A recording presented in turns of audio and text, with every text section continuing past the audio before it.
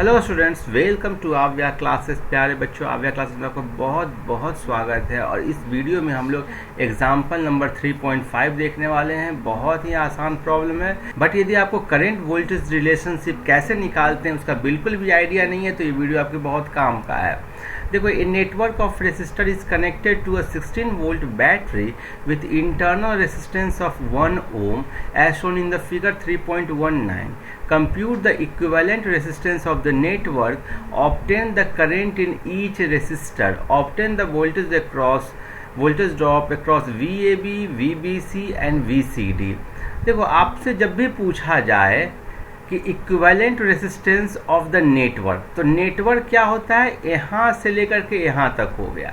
Network में हम लोग इंटरनल रेसिस्टेंस ऑफ बैटरी को कंसीडर नहीं करते हैं। सो बेसिकली इसका आपको इक्विवेलेंट रेसिस्टेंस निकालना है। तो देखो, ये और ये क्या है, पैरेलल में है, बिकॉज दोनों का एक एंड एक दूसरे से अटैच है और वो 1 ohm के साथ सीरीज में है। फिर ये और ये पैरेलल में और ये सब सीरीज में है। सो पहले इस पैरेलल का कॉम्बिनेशन निकालेंगे। सो देखो, 4 ohm सेम है तो डिवाइड बाई 2 हो जाएगा clearly. 4 ohm divided by 2 that is 2 ohm हो जाएगा इसका कॉम्बिनेशन का वैल्यू। कैसे आया था, बिकॉज आपको मालूम है आर इक्विवेलेंट होता है R into R divided by R plus R. ठीक है, सो यहाँ से आ जाएगा ये 2। ऐसे भी हम लोग देखे थे इक्विवेलेंट के केस में सीधे डिवाइड हो जाता है। प्लस 1 ohm, ठीक है, तो 2 प्लस 1।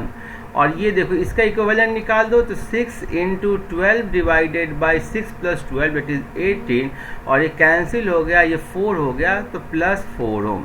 सो नेट कितना हो गया, 7 ohm। So equivalent resistor of network is equal to 7 ohm। पहला तो आंसर हो गया। अब देखो, सेकंड बोल रहा है आपसे obtain the current in each resistor. So पहले मैं इसको इरेज कर देता हूँ, उसके बाद बताता हूँ। देखो, यदि आपको टोटल करंट इससे आई फ्लो हो रहा होगा तो आई निकालना बहुत आसान है। आपको मालूम है कि इक्विवेलेंट में ये 7 ohm का एक रेसिस्टर है और एक बैटरी है जिसका ईएमएफ है 16 वोल्ट और इंटरनल रेसिस्टेंस है आपको 1 ohm। 16 वोल्ट कहने का मतलब क्या है कि यदि ये ओपन रहेगा तब ये 16 वोल्ट का वोल्टेज देगा। यदि ये क्लोज हो जाएगा ना, तब वोल्टेज ड्रॉप जो होगा नेट इस 7 ohm के क्रॉस वो 16 वोल्ट नहीं होगा। क्यों नहीं होगा, क्योंकि इसमें एक इंटरनल रेसिस्टेंस भी है। ओके, सो ईएमएफ हमेशा होता है ओपन सर्किट वोल्टेज। हमेशा ध्यान रखना, ओपन सर्किट वोल्टेज। सो इसमें जो करंट फ्लो होगा आई वो कितना हो जाएगा, 16/7 प्लस 1 डेट इज 16/8 और ये हो गया 2 एम्पियर। तो 2 एम्पियर का करंट इसमें से फ्लो होगा। अब 2 एम्पियर का करंट 4 ohm है, 4 ohm है, हाफ हाफ है, इक्वल है। सो 1 एम्पियर इसमें जाएगा और 1 एम्पियर इसमें जाएगा। ठीक है, फिर यहाँ से इधर आएगा, फिर यहाँ पर 2 एम्पियर दोनों आ जाएगा। सो इससे होकर के फिर से 2 एम्पियर जाएगा। अब यहाँ पर कितना करंट जाएगा, 12 ohm से कितना जाएगा, इससे कितना जाएगा। तो आप देखो, सपोज करो कि इससे करंट आई जाता है और इससे करंट I1 जाता है। इससे I1 बोल दो, इससे I2 बोल दो। ठीक है, सो आपको हो गया I1 plus I2 is equal to 2 ampere. इसको मैं सिंपल सीधे फॉर्मूला से भी सॉल्व कर सकता हूँ, लेकिन पहले हम लोग देखते हैं कैसे आएगा। और दूसरा क्या होगा, I1 इंटू 12। ठीक है, चूंकि इसके क्रॉस वोल्टेज ड्रॉप इन दोनों के क्रॉस सेम है, is equal to I2 into 6। So यहाँ से आ जाएगा I2 is equal to 2I1। Clear है। So I1 plus 2I1 is equal to 2 और 3I1 इज इक्वल टू 2 और I1 हो गया 2/3 एम्पियर। सो इससे होकर के क्रॉस करेगा 2/3 एम्पियर। अब इसको आप बिना और अच्छा ठीक है, अब इससे निकालने के लिए आप कैसे करोगे, इससे I2 हो जाएगा 2 minus 2/3 ampere that is 4/3 ampere. So इसके क्रॉस हो गया 4/3 एम्पियर। अब बिना पेन का यूज किए हुए कैसे निकालोगे, आपको देखो जिसका रेसिस्टेंस वैल्यू कम है उससे ज़्यादा करंट जाएगा। सो इसके क्रॉस करंट निकालने के लिए आपको क्या करना है, ऊपर वाला का वोल्टेज ऊपर वाला का रेसिस्टेंस लेना है। सो 12 डिवाइडेड बाई 6 प्लस 12, ठीक है, इनटू टोटल करंट, और टोटल करंट का वैल्यू कितना है 2 एम्पियर। अब ध्यान दो, जिसके क्रॉस करंट निकालना है तो उसका रेसिस्टेंस ना लेकर के आपको दूसरे का लेना है। तो इसको सॉल्व कर दोगे तो क्या हो जाएगा 12/18 गुने 2, और ये हो गया आपको 2 3, तो ये हो गया 4/3 एम्पियर। सो हमेशा आपको एक रेसिस्टेंस R1 हो, दूसरा रेसिस्टेंस R2 हो, दोनों पैरेलल में हो, और इनसे होकर के I करंट टोटल फ्लो करे तो R2 से करंट कितना फ्लो करेगा, ठीक है। सो अब मैं लिखता हूँ करंट फ्लोइंग थ्रू R2, ये होगा R1/R1 plus R2 into I, ठीक है। R2 के लिए आपको R1 के रेसिस्टेंस को कंसीडर करना पड़ेगा, और वैसे ही I R1 हो जाएगा R2 divided by R1 plus R2 into I। सो इसी का करके आपने निकाल लिया, ठीक है। सो करंट भी सबसे निकालिए।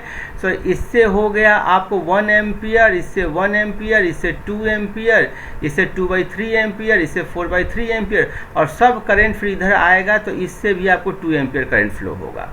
क्लियर है। अब आपसे पूछ रहा है voltage drop across VAB, VBC और VCD। तो VAB के अक्रॉस वोल्टेज ड्रॉप क्या होगा? तो इसके अक्रॉस आपको टोटल रेसिस्टेंस है, नेट रेसिस्टेंस है 2 ओम, नेट करंट है 2 ampere. So net voltage drop कितना हो जाएगा 2 × 2 दैट इज 4 वोल्ट हो गया। इसके क्रॉस करंट है 2 एम्पियर, तो 2 × 1 2 वोल्ट हो गया। सो ये हो गया 4, ये हो गया 2। और VCD के क्रॉस आपने नेट कितना निकाला था? नेट निकाला था आपने इसके क्रॉस भी, ठीक है, 12 × 6/18 4 निकाला था। नेट रेसिस्टेंस था इसके क्रॉस, ये जो तीसरा वाला कॉम्बिनेशन इसके क्रॉस नेट रेसिस्टेंस था। देखो फिर से मैं दिखा देता हूँ, 12 6 और इससे करंट बह रहा है आपको 2 एम्पियर। सो इसका नेट रेसिस्टेंस आ गया 4 ohm, 4 ohm into 2 ampere, that is हो गया 8 वोल्ट।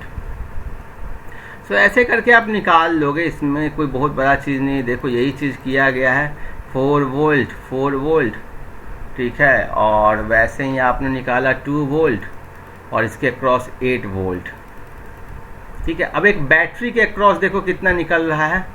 तो बैटरी में ये जो है इंटरनल रेजिस्टेंस इसमें 1 ओम है और 2 एम्पियर्स है, तो कितना हो जाएगा 2 वोल्ट हो जाएगा।